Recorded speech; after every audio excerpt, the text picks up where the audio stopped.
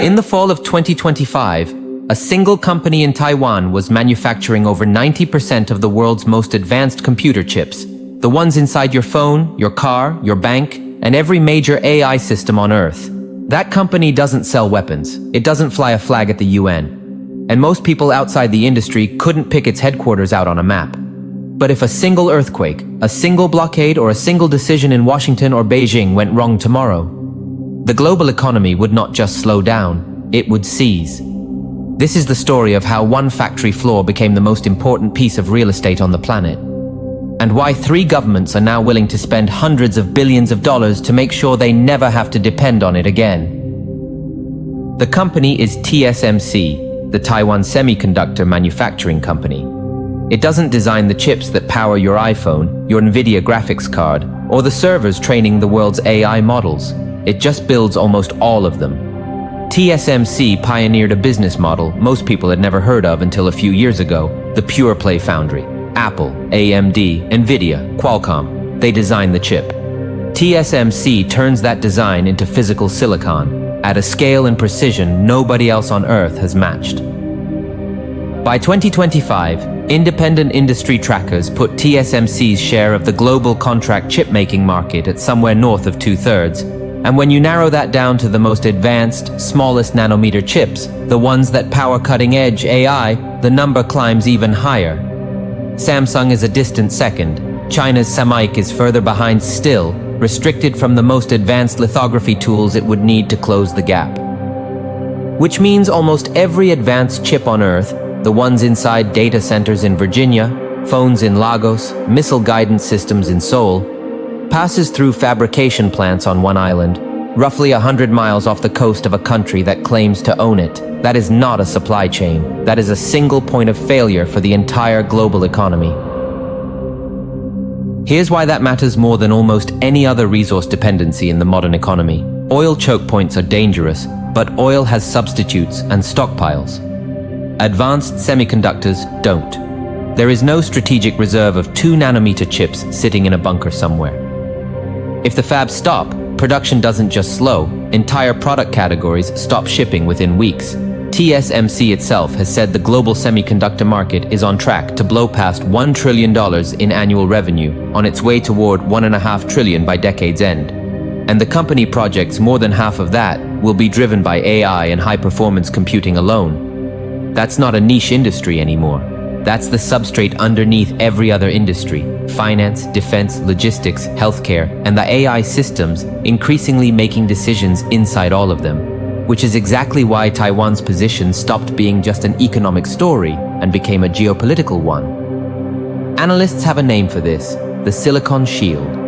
The theory that Taiwan's chip dominance is itself a deterrent, because no government, including Beijing's, can afford to see these factories damaged. But a shield built on a single island is also a target. And for the last 5 years, the United States, China, and their allies have been fighting to make sure that shield isn't the only thing standing between them and a chip famine. So 3 things have been happening at once: subsidies, export controls, and a scramble to build alternatives.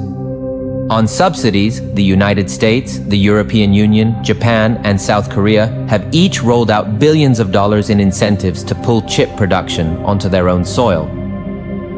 TSMC's Arizona facility, backed by a multi-billion-dollar US government grant, is already producing advanced chips domestically, with plans to push into even smaller, more advanced nodes in the years ahead.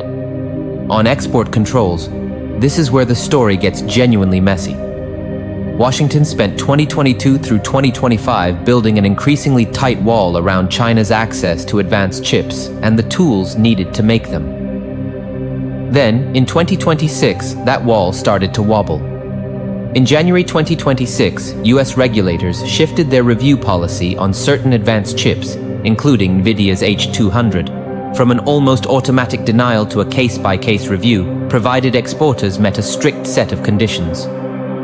Weeks later, the administration added a 25% tariff on top.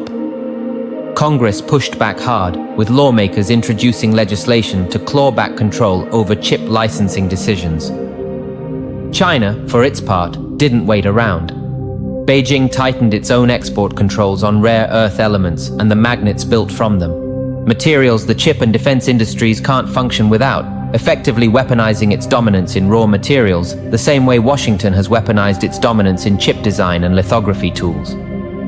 Meanwhile, China's SMIC has been quietly grinding out progress on older manufacturing techniques, squeezing 5-nanometer class performance out of equipment that was never supposed to get there without the export-controlled tools it's been cut off from. It's slower, less efficient, and more expensive per chip. But it's progress Washington didn't want China to have. So what you have right now isn't a clean embargo, and it isn't a clean decoupling. It's a fight being fought in licensing paperwork, tariff schedules, and quiet enforcement actions. A policy that tightens, loosens, and tightens again, depending on which way the political wind is blowing in a given month. None of this resolves the underlying problem quickly.